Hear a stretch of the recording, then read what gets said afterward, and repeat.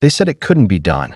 The best snipers in the Navy SEALs stood there, shaking their heads, certain the distance was too far, the wind too cruel, and the human body too imperfect to land that shot. But a man they barely knew simply adjusted his scope, slowed his breathing, and whispered something no one heard. A second later, the steel target exploded, and the shot hadn't even reached their ears yet. The desert was already awake when the men arrived, but it wasn't loud about it. It breathed in long, slow gusts of warm wind, and it exhaled in ripples of heat that shimmered above the sand. Every stone, every thorny bush, every grain of dust seemed still, but there was a quiet hum in the air, the kind of hum that lives in places where survival is a constant negotiation. Beyond the jagged silhouettes of the low hills, a steel plate stood nearly 2 miles away, its edges softened by distance until it looked like a phantom in the mirage. It didn't glint in the sun. It didn't invite attention. It simply existed, waiting for a challenge no one had yet answered. The SEALs stood clustered near the firing line, scanning the terrain through their scopes and binoculars. These weren't fresh recruits. These were men who had seen the worst conditions the world could throw at them. They had pulled off shots most shooters would never even attempt. And yet here, on this stretch of desert, even they were shaking. Their heads, "That's too far," one said, squinting through the heat waves. "Not just too far," another added. "It's a waste of a round." They weren't wrong. At 3,600 yards, the math became absurd. Bullet drop measured in stories. Wind drift that could push around feet off target. Even the Earth's curvature began to whisper into the calculations. You could send a bullet, but weather. It meant the plate was another matter entirely. That's when they noticed the outsider that he wasn't in uniform. His ball cap was sun-faded, his jeans dusty, his shirt nothing special, just a light cotton that had seen better days. He moved without hurry, carrying a long, hard rifle case. There was no swagger, no visible nervousness. He set the case down, flipped the latches open, and began assembling his rifle with quiet precision. Piece by piece, it came together. The stock fitting snug, the long barrel locking in place, the suppressor twisting on until it stopped with a soft metallic click. His hands moved like he'd done it 1,000 times. Probably more. The rifle itself was beautiful in a way only purpose-built tools can be. Long matte barrel. Stock molded to his frame. Scope large enough to feel like a telescope. Its lenses so clear you half expected to see stars in daylight. Point one of the SEALs finally broke the silence. "You even got data for this range?" His tone carried no malice, just doubt. The man didn't look up. "I'll get what I need." No range card. No notebook. No tech-assisted ballistic app. Just instinct. That dangerous kind of instinct forged over decades. When you've read the wind so many times you can feel its shape on your skin. He dropped into the prone position. The ground was warm against his chest, the smell of sun-baked earth mixing with the faint tang of oil from the rifle. His cheek found the stock like it had 1,000 times before. He didn't aim yet. He watched. The shimmer of heat off the ground. The flicker of a small bush 100 yards out, showing him the first clue of wind speed. The slow, drifting motion of the mirage, telling him how the air bent and twisted between here and there. The spotter knelt beside him. 3,600 yards. Wind at 8 from your right. Gusts to 10. He paused, then added with quiet disbelief. "You're serious about this?" The man's voice was steady. Serious enough.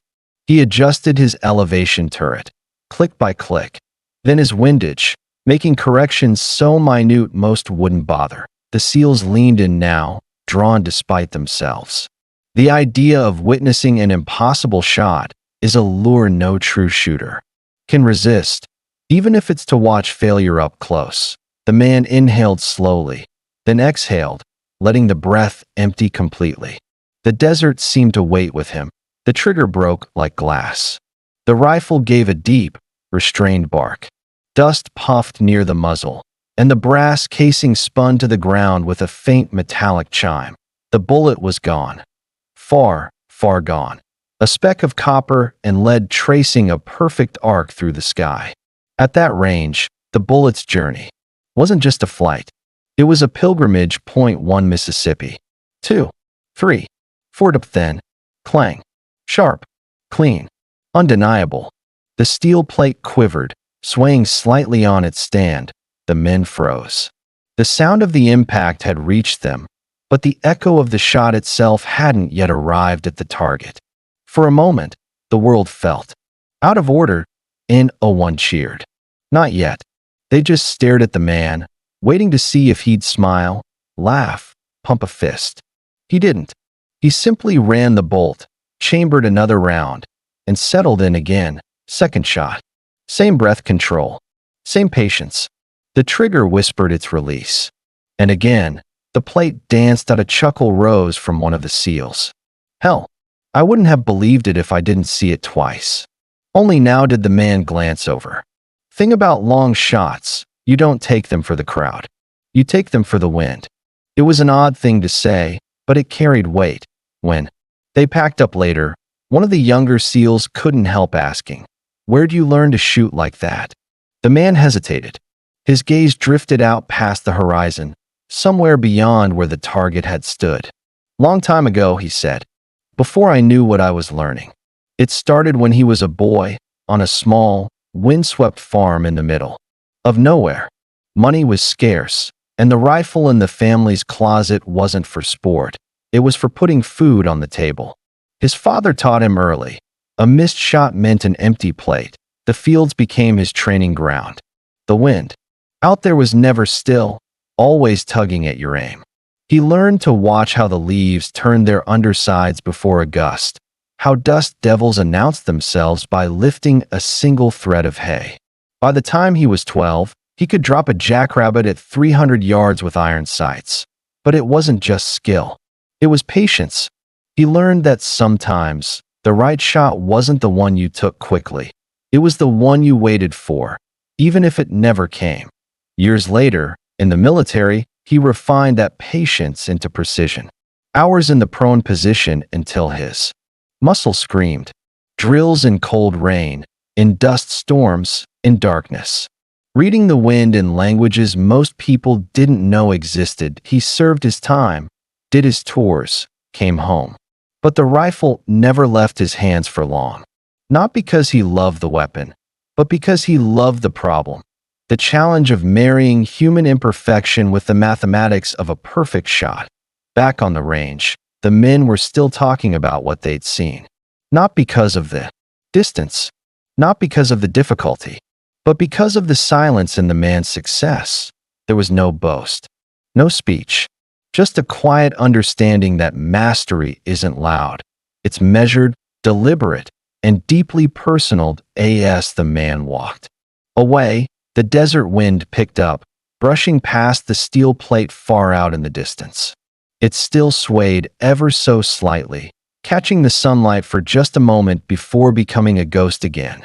Somewhere in that wind, the man heard an old, familiar whisper, the same one that had been teaching him since boyhood. And he smiled, just a little, because the wind had been right all along.